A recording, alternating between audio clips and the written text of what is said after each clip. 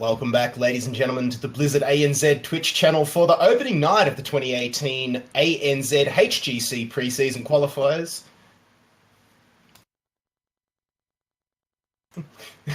Apologies about that. For the HGC Qualifiers for the 2018 season, my name is Kit Fox, and we have got the final game underway. Well, not underway, it's about to get underway, but we've had three amazing rounds that have been on your screen, and I tell you what, Darksided, the hack is back, coming out with an MVP community vote in the chat, so congratulations, Hacky, for not picking Temporal Loop and actually landing your skill shots. Nah, mate, we love you. Well done, Hacky, well done, Darksided, and coming up in this next game is, a few former familiar faces for the Darksided lineup. I am, of course, talking about the Mickey Mouse Clubhouse going up against the UA Eggplant. Now, the Unreal Aussies guys have got themselves a couple of teams, but Eggplant is probably, no, in fact, it is their best one. So they're definitely coming out all guns blazing tonight. But can they knock off the skill that is Mickey Mouse Clubhouse?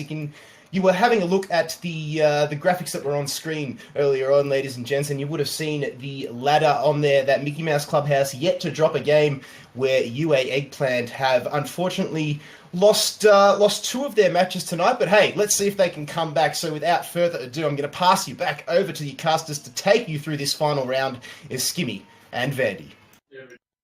That is indeed round number 4, the final one of the night, and we are going to get to see what these two teams have left to offer. 3 rounds, 6 teams, now 2 more. We've got what used to be called Darkside, and you'll actually be able to tell from their tags in-game as well, which haven't been changed. They aren't going to rock with the Mickey Mouse fan club just yet. Maybe a few too many letter alliterations, but nonetheless, I mean, it's going to be the Unreal Aussies bringing some of their own flavour and flair, much the same as Onyx have in the past. So let's jump into this one, Vandy. We're going to see the bans take place this time on Battlefield of Eternity. Oh, one of my favorite maps. I love that it's just so skirmish-centric, and it just means that, you know how we waited 9 minutes for that Tomb of the Spider Queen kill? Yeah, we probably won't see that happening on a map like this, because it does force you to fight for the objective. And what can we say? I mean, we always see teams really, really value so much just trying to race down the Immortal, as well as prioritizing maybe that split push as well, so that you can clean up the lane and then come to the team fights. Things like the Haka work very well. We've also seen Sonya do very well. Even Malthael to help shred down the Immortal. And I mean, you were talking about Tychus a couple of games back. Vala used to be the go-to pick because you could go that Hungering Arrow build, but we might be seeing that Tychus as well because he does shred the Immortal quite effectively. That he does indeed. No hovers, no choices considered just yet for the side of Unreal Aussies Eggplant division. They do decide to go for the Hanzo. The first time it's being banned away in a first ban priority, which is interesting. Very, very interesting, generally considering that you want to pick it up. So is this a tell to say that they themselves aren't comfortable enough to pick it?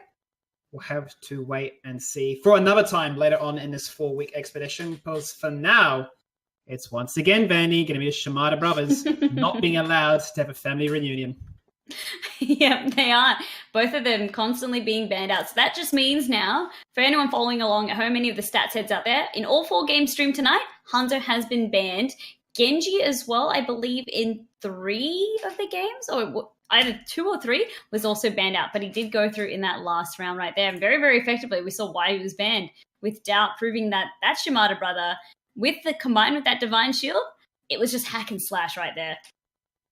There you go, classic Greymane, and the classic response towards Lucio and Arthas. There's not really much Greymane can do, nullified by 2 picks, as easy as can be. Now, this is one interesting talking point, actually, given how, I won't say predictable, but definitely for the most part, a lot of this can be calculated, that, you know, you're suddenly going to really understand what you can pick and what your response is going to be. And if you're always that one step ahead of your opponent in the drafting phase, then suddenly you get a little bit on tilt, and you've seen teams from time to time act a little bit reactively, where they almost like a very uncoordinated puzzle piece together what isn't really a comp, doesn't really excel at anything, but they're trying to just win their respective lanes and make things happen. Yeah, they really, really are. And if you can't get that happening, as you said, it could just put you on such a disadvantage. And if we're looking at what we'd like to see picked up, I mean, we've got that Lucio Arthas to kick things off. Doesn't really give away much from the draft, except for you might see something like an Illidan come out to play because of that Arthur's, but I highly, highly doubt it. And if we did, I'd just be Pog champion on it because I'd be like, what is this? But I'm just saying, like, it doesn't really give away much of what else you're going to be picking in your draft, does it? And on the other side, though, I really like to see this. In fact, I saw something similar on one of the HGC games I was watching over the weekend.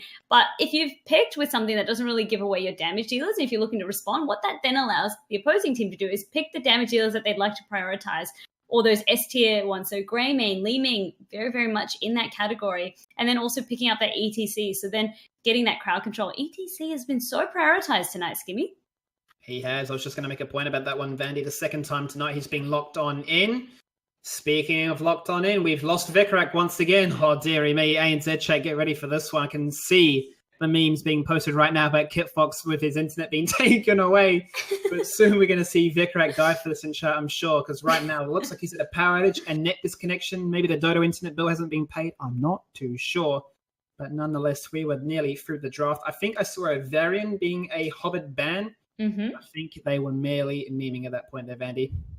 Yeah, okay, so if we saw a Varian, that makes it very, very interesting. What I'd like to then see would be what would be the follow-up for that Varian taunt. So they really did have a very nice team comp for both of them, but we're waiting to see what's going on here, if we can get all the players back, because not one player, we lost 3 players at once. So we're just waiting to see who's going to be coming back. And I mean, what we're going to have to also do, Skimmy, is that whatever was drafted to that point will be selected as well. So that's just the rules that we always abide by. Yeah, that's common courtesy as well, because obviously a lot of thought goes into these, and definitely when you have an interval like this, you have time to discuss and draft better and understand, okay, they picked this so far, what can we really do? It's kind of a bit like an exam, right? You have all the time in the world until it suddenly counts down. They say, right, that's it, pens down. You're thinking, if only I had a couple more minutes, because I really understood what that question meant. But this isn't that. It's an exam in a different kind of way. Moops is back in. I'm just going to double check if they're ready. And then we can rock and roll for the second time and get back to where we were. Yep, indeed we can. So I guess other picks that I guess I'm very, very surprised because I haven't yet seen. I guess there's really no need so far to see that Tychus really coming out, because when you're selecting your rage damage now, when you're looking at that Arthas, you're like, all right, who do we really want? Who's not going to get hard counted by him, I guess? And then it sort of narrows down the pool that you have to work with as well. So, yeah, I'm just kind of wondering which direction are they going to then take the draft in? So I'm curious as well, as a result of having this new roster for Dark-Sided Reserve Squad, if you will, if they've actually changed around their roster. Have the players themselves taken up different roles? We're going to have to wait and see. The Eggplant boys, me personally, haven't actually seen too much of them, so they are the wild card in this matchup, but definitely looking to try and assert some dominance. What they picked so far in the draft was definitely very meta. It wasn't too out of what we're generally used to, so I'm looking forward to seeing how they decide to respond and react and really ultimately finalize those final few picks and take some pain and pressure to the Mickey Mouse fan club, hungry to secure a Disney sponsorship. They are hoping, right? They're wishing, they're praying. And, okay, so I'm just trying to, once again, just refresh our memory on what we've got in the draft. So already I'm seeing, with that Arthas Lucio, it's almost that composition that we saw with Neko Mimi, where you really can then play the aggression Lucio to be able to speed boost out, as well as just also to retreat. You can play the fights the way you'd like to, because you can position so well using that Lucio. And what that means is you need to be so much more aware of your positioning. So you can't be late to rotate. You can't be late to fights. Otherwise, it might make you an easy target for the picking. Whereas on the flip side, we've got this other composition by Eggplant. As you said, it's very, very meta. It's very much, I guess, something we'd see these picks across the board with that Greymane, with that Li Ming. They're safe picks, if you will. They're bouncing between a few different bands. I'd like to see them. I mean, from what they've shown so far, Lucio and Arthas, that's a dive squad, right? This is a composition that wants to move with power, with presence, with structure. They want to go as a 5-man unit and bring some pain. What can shut that down? I'm thinking things like Malfurion with the roots. I'm thinking anything with any zoning control, potentially Stukov. What are they going to settle on? In the end, they decide to go for an Uther ban, far too concerned at the ETC Divine Shield, or even that on a Greymane, for instance, would really interrupt their flow, their momentum. And rightfully so. It doesn't really still tell us too much as to where the Mickey Mouse fan club want to go with this draft. But now we get a bit of an insight into how the Unreal Aussies want to try and deny like I say, we don't know too much as to where they're going to go from this. So it'd be interesting to see what research and what understanding and what they themselves are actually scared of. Yeah, and I mean, if these guys were able to do their homework, this is pretty much the old dark-sided roster that they're coming up against. So a lot of the games are available for access, and more so their style of play. So that aggression we honed about and talked about in that last game of Tomb of the Spider Queen, that has very much always been the dark-sided style of play. And even that Arthas Lucio, with those bans, by banning out that Uther as well, he can really counter a lot of dive, I feel. So by taking that away, that then indicates to me, are they going to be running that blow-up composition where they pick one person out with Arthas and Lucio and then fight off that? Very, very interesting there. The Tracer ban. Now, I know you couldn't see it before as well, Corey, but we did see a variant being hovered as a ban for the side of the Mickey Mouse fan club. That's what you were saying. Yep. So very telling that obviously variant is the number one counter towards that. So they decide, well, we don't really know exactly the direction you're going to go with this one. We feel it would be quite weak to dive, especially if you can get onto our Li Ming. ETC obviously has to get amongst it to, cause some pressure, cause some issues if he's exposed and the rest of his backline is exposed as a result. So now with 2 picks to diversify, where are we looking? Obviously, you've got the Alphas for the front line. Could be the top lane, or it could be in that 4-man rotation. Benefit of Eternity is a bit of an interesting map. Globals, for the most part, aren't the be or end all. You're generally looking for either one of two things, right? You're looking for team fighting control or objective control. We're going to find out what direction they want to go now. Yeah, which direction are they going to go when they select that damage? That's exactly right, because I'm thinking it's going to be the team fight as opposed to the objective. But that Vala indicates to me it could be otherwise. We have not yet seen a Vala. And with good reason, as you were saying, very much prone to that dive. I mean, the Li Ming Greymane, if they're able to get an easy reset off her, could be what becomes their undoing. But they do have the Lucio on standby, and the sound barrier can be quite a good deterrent on that. The Jaina, though, I'm a little bit worried. We saw Stump God playing her earlier. The crowd control that it can bring in these team fights, I mean, so good, and really just pairs so nicely with what Arthas and Lucio are trying to achieve. Exactly what I was going to say there, Vandy, as well. I mean, with that Frostbolt build as well, you can hit people from a mile away. Easy ability then for somebody like the Alphas to catch up and follow up that CC. This is an icy squad, if you will, right? This is winter when the temperature outside is about 30 degrees plus. So very ironic in that fashion when we play down under, but definitely a very strong composition, not only for team fighting, but as you mentioned, especially with Vala and the trend that has become on a PvE map like this, where you go for a hungering arrow build. You are looking to dominate those Punishers, dominate those Immortals, and then dominate the team fights as a result too. Yep.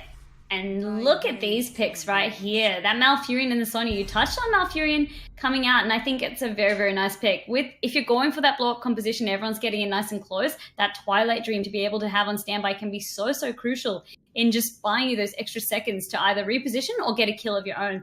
And the Sonya, like I said, she can just command that top lane very, very convincingly and just adds another frontliner to really help out ETC when he's looking to go in and put pressure on the team.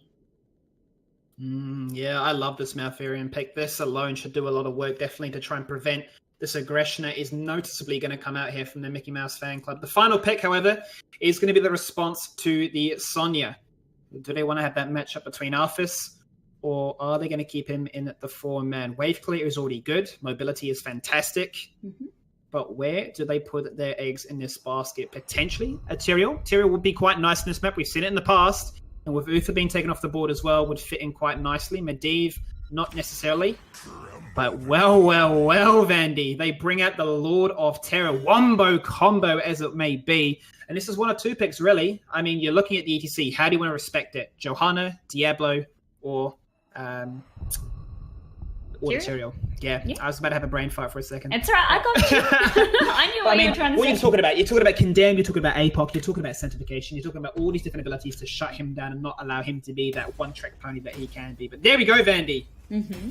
We are ready to rock and roll for the 4th round, the 4th game, and the 4th insight into week 1 as we get ready for the 2018 Invitational Qualifiers. I am loving this, Skimmy. The games tonight have been so on point and been very, very interesting for us to watch, as well as gauge like the current strengths of the teams. I mean, what we can see, who's, I guess, performing well as a team, and who, as well, just needs a little bit more polishing of the diamond in the rough, right? Let's see if they can handle the heat, though, because I know I'm not handling it very well right now. It is a hot night in Melbourne. That's all right. I'd rather just see it heat up on the battlefield, though, so it takes my mind off, like, 40-degree weather. Oh, that was a save and a half. You and an actor in the making. I love that one. We are ready to rock and roll. Looks like the same roles are prevalent for the Mickey Mouse fan club. 2 members rocking those DS tags. I'm sure the Dark Side of roster are looking at that saying, well, you think you do, but you don't. Get that name changed right away. But let's introduce these teams for the final time tonight. On your screen right now, in the blue trunks, on the left side, team captain for the Mickey Mouse fan club is none other than Physics. Hailing from New Zealand, he's on Vala. Demise on Diablo. Against Time is on Jaina. Vikarak on the Arthas. And Moops on Lucio. And the red team sporting the UA badge, which stands for Unreal Aussies.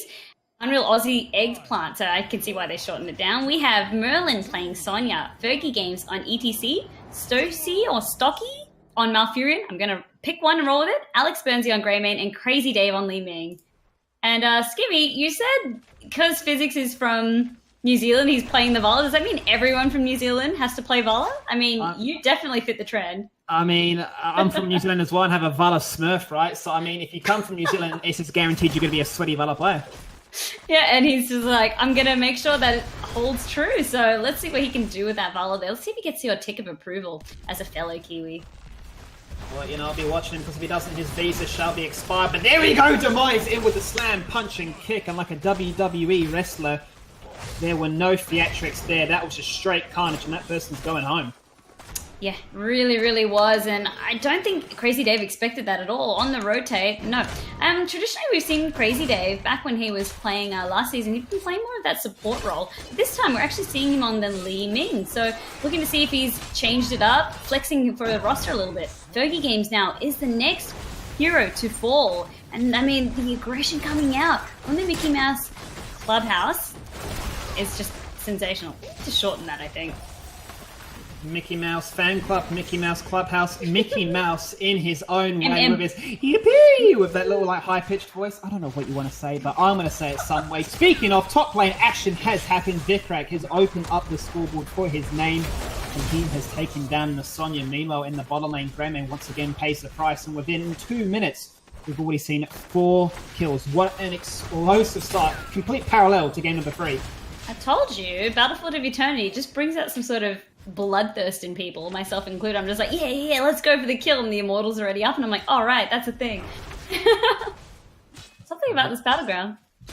Well, it's the Battlefield of Eternity. It's ironic, right? It's not going to last an eternity. No. I mean, thank God for that. I feel like everyone would just be tired of watching that. And while we were just having a little bit of a nice banter session right there, I was just having a look to see if any of the talents were a little bit different. But, I mean, I guess we know that the Hungering Arrow build was the build to go to on this map. I feel like it'd be a waste if anything else was chosen by Physics. But I guess seeing now, though, the Fingers of Frost was picked up by Jaina as well, and that is the quest talent right there. So you're sacrificing a little bit of that range, but you would actually get a lot more damage if you can complete and gain enough globes. So something to keep our eye on, really going forward. I think the one thing I'm really conflicted on is that level 1 talent for Diablo, Life Leech. That's something that we never ever see. Never ever see, because I mean, yes, it can add a little bit more damage, especially if you're up against a very beefy lineup, but the sustain factor it has as well is nowhere near as strong as what can be achieved when you pick up a globe. That globe, single-handedly, especially when you've got a lot of souls, can heal you up like a well tap. It makes or breaks Diablo, and I didn't even get a chance to see it because I was reading them left to right, so I was just like looking at the Jaina, and then I'm like, oh my dear God, what have you done, Demise? No one really picks that, as you said, because it's just too good to have that extra health regen. Immortals are now up, so expect more, I guess, bloodbaths incoming. I was going to say expected. Yeah, I was like, oh, all right, let's just roll with that, shall we? Roll with the clip, and the clip definitely came around from downtown as ET is put in the dirt straight away in that bot lane, and now with the minion wave coming through and a shaman cat picked up for good measure, they are going to go straight for this full. The Immortal, they have not been scratched any. They don't seem to really care. They're thinking this is any other map. This is definitely not an Immortal race. This is all about securing that all-important level 7, and that they do. On the cusp of achieving it, they are looking for it. And speaking of looking, they're looking for another kill. Oh, you could see as well with the entangling roots, it was just a second off snaring Alex Burnsy, so he does manage to get away. Otherwise, I think that would have been another kill to add to the tally. Sitting on 5 kills now, the MM Clubhouse, these guys are going strong. One of the core points to bring up with this is, yes, we have had a Tyrael rework, but we've also had a Malfurion rework as well. Speaking of, she unfortunately gets caught out there by the Immortal Stun, and 2 kills are picked up in that Immortal defense. But it's going to be quite cool to see how she's played now, or how Malfurion is going to be played now, because obviously with that change, you were looking to output multiple regrowths, and through the damage component of Moonfire, add a burst of healing on demand, right? So you become a much more engaged, fun, dynamic healer. I mean, I'm just sort of smiling to myself because I was like, when did Malfurion become a girl?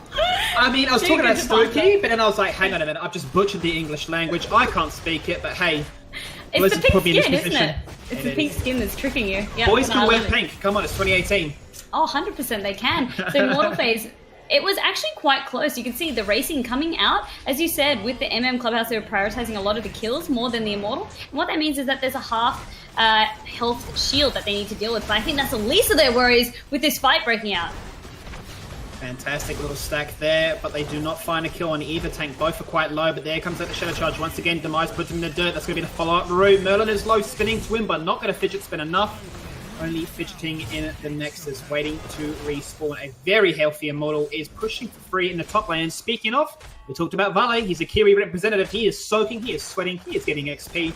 He doesn't need any team to back him up because he's well on the way to achieving level 10. Not even looking at what the rest of his team is doing. He's not even fast. He's like, I've got the Immortal up here. He's going to be our 6th team member, unofficial team member. So you guys do what you like. And once again, Demise looking for the kill. They can play so aggressive because really, you can see, UA Eggplants, they just don't know how to respond. Yeah, without sounding too brutal, this is definitely very different teams. A team that, well, a lot of these members went to BlizzCon. Otherwise, they are very highly sought-out players.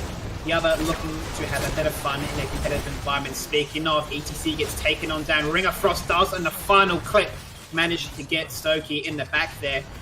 But that is all they need to open up the gate. Look to try and achieve a keep win condition later on through this one. And with level 10 to boot, they found their moment and they executed. They did. And already look at the difference of structures on the map as well as just that level experience. It really does tell the tale. So 9 kills to their belt plus the 2 forts. And you can already see, like, where does UA Eggplant go from here? They're not really sure because every time they try to stabilize or get into the lane, wherever Demise is, he's going to pick a fight. He's pretty much that schoolyard bully. And he's got moops as well, speeding him up, encouraging him. Well, like a race car, they are boosting on down to this bottom lane, followed by moops looking to try and execute. They cannot find that camp still, but they're definitely going to still persist. They lose the vision and they decide it's not the best idea despite level 10, but hang on a minute, Merlin is in the wrong part of the map. Don't know what you're doing there, but spinning will not survive when you've got 4 members knocking on your door just like that. The consolation prize for the Unreal Aussie squad is that they are going to go for their Shaman Camp quite early in preparation for this next Immortal phase. Yeah, that's definitely what you want to be able to do, except look at Demise again. It's gonna go for it. Yep. What do we even say there? I mean, I was just gonna be like, get out, but they weren't able to see because of the fog. And with that talent increase as well from the shadows, you can see the use that Demise used right there, increasing the cast range because he just bolted across the map. He's trigger happy, and rightfully so. He's got the presence of mind to know that his team is always there to back him up. He has gone for the APOC, so definitely has that wombo combo that allows either Jaina, Vala, or anyone really to actually follow up and ensure that that person does get taken down. I think one of the talking points with this new reworked Malfurion is that he does now have a very different cleanse.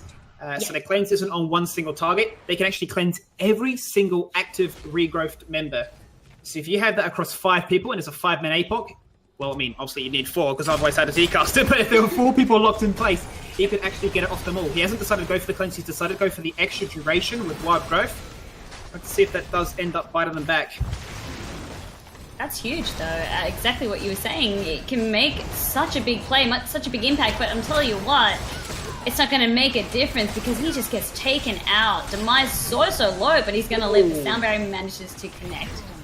Vizex was so damn low, but Moops, true to his word, the support god that he can be, definitely, well, I mean, he's just trying to style right now. He's looking for the kill in a 1v2 situation. Boosts it out on 100 health. A little bit of disrespect there, but another clean Immortal, healthier than the first. Full shield. full chance to look for the execution in that bot lane, because if they can pick up a keep, I tell you what, this game could be finished before the 10-minute mark. Yeah, it's going to be a quick one at this rate, and I'm just hoping that with how low they managed to get Demise moves, all they need to do is just make sure that they're not getting caught out, because they know what you can take out of this is you know how Demise is going to play now. In fact, you could maybe set up a trap for him, just wait for him to try and go in and then collapse and burst him down. So that's something I'd like to see UA, if they can adapt and utilize that information to see if they can learn on the fly, because yeah, his positioning, every time, he's just going for the aggressive plays. See if you can try to bait him out. See if you can catch him off guard. And that's what you're really looking for, because at the moment, it's Demise that's really controlling and dictating the pace. They're just able to react. That's all UA Eggplant are able to do. They're just reacting. They're not being proactive in the fights because they're not able to. Here it goes again. It does indeed. Oh, what a fantastic knockback there. Boot from Mooks is well timed and well placed. Interrupting the Twilight Dream, putting on a 10-second cooldown, allowing him to run rampant through this red team's base. Sandberry comes out to ensure that they do not die. 4 members are gone out of the win condition. The shield finally falls on down from the Immortal. And that core, it's looking like it's the end. It's exposed. Another kill now onto Crazy Dave. They don't really have much of a defense going on. And I mean, that's just something I would have liked to see. I know it's very, very hard, especially when you're on the back foot. And it's very, very difficult. As I said, a lot of these members have been to BlizzCon. They know exactly how to play the game and what to take advantage of. But if the fights were always going the same, maybe try flip it around. Try be the aggressive ones instead of having to try and react, because you're already down a team member. It already puts you at a bit of a disadvantage. But still, well played. As you said, it was 2 completely different teams coming up against each other. Some seasoned veterans versus a bunch of, like, a group of nice community members having a go, seeing how they can, I guess, play competitively and what they can gain out of this. That's going to be the important thing for them going forward. 100%. And I mean, there's definitely a mentality behind this as well. A lot of players, there was definitely a time with Nomia as well, their reign of being the number 1 team completely uncontested, right? Yep. Where people are like, why do we even bother? Why should we try? Because they just win. And I think with a lot of these new upcoming teams, depending on what their end goal is, if they go into this thinking, I mean, they don't necessarily have to break down every replay and spend hours afterwards. No, right? I mean, that's definitely unrealistic. But if they can just look at that and go, look, they were the better team, let's not get too upset about that. But I mean, let's actually understand, like, you know, why did they excel? What did they actually do better than us? And naturally, that will help them out. And if they do decide to stick around as a team, or they're just in it for a bit of fun with some friends, then they will get better and they'll get some better results. But nonetheless, definitely, on the day, the Mickey Mouse Clubhouse come back with a vengeance, securing another win for the day. And, well, they're looking to try and challenge Hacky and say Dark Side of Reserve score is coming soon. And that is for another week. That closes it out for us. I'm going to pass you right back on over to Kit Fox, who will go close out the night as we finish off the week 1 qualifiers with a bang. Thank you very much, Skimmy and Vandy, for yet an amazing, not only cast, but night of heroes. Once we sorted out Vandy's internet, apologies for mine. We'll get that one sorted. But hey, it's ANZ, right? We're known for the dodgy internet. Shout out to everybody who's joined us in the Twitch tonight. And if you like this, get on over to our Twitters and over to that big like button up in the top right-hand corner of the screen there. So follow Blizzard ANZ Esports on Twitch, as well as at GameStar, for all of the upcoming news for the ANZ HGC Premier and Open Division. Because if you have got a team together and you think, hey, I want to get involved in this, put my fingers in this HGC pie, you can do so because you've got that Open Division, and then hopefully make your way into the Premier Division to duke it out with the big boys. But that is week number 1 from us, ladies and gentlemen. We'll see you right here at the same time next week for the next 3 consecutive weeks, because we've got 3 more of those coming at you to decide who will be joining our 3 current teams in the Premier Division. Who will be joining Nomia, Crimson, or Outlaws? And I tell you what, we've only had an extremely small sample of what the teams can offer. So thanks once again, ladies and gentlemen. My name's Kit Fox. On behalf of Skimmy and Vandy, producer Crisis, and admin of Exium, we wish you having the best of nights, and we'll see you here next time.